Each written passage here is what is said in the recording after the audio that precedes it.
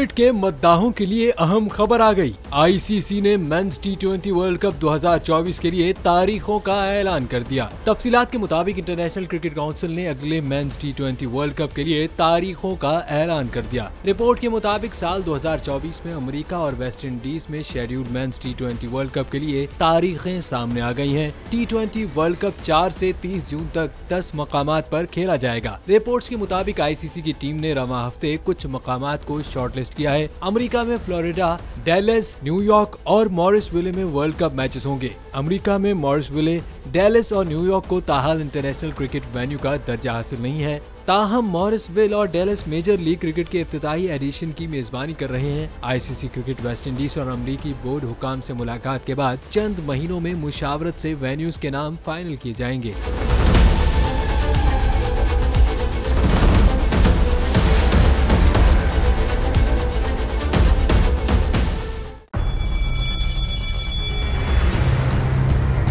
जामियात में चलता गोरख धंधा, नौजवानों के मुस्तकबिल से खेलने वाली काली भेड़ों के आगे हुकूमत और इंतजामिया मुकम्मल बेबस। मुस्तकबिल के मेहमानों के तहफ्फुज के लिए बोल ने उठाई आवाज, सहाफती फराइज को निभाते हुए पहुंचाई हर खबर अवाम तक। बड़े स्कैंडल से जुड़े तमाम हकाइक रखे अवाम के सामने, क्योंकि बोल है पाकिस्तान का नंबर 1 न्यूज चैनल। सब्सक्राइब करें और बेल दबाएं ताकि कोई खबर रह न जाए।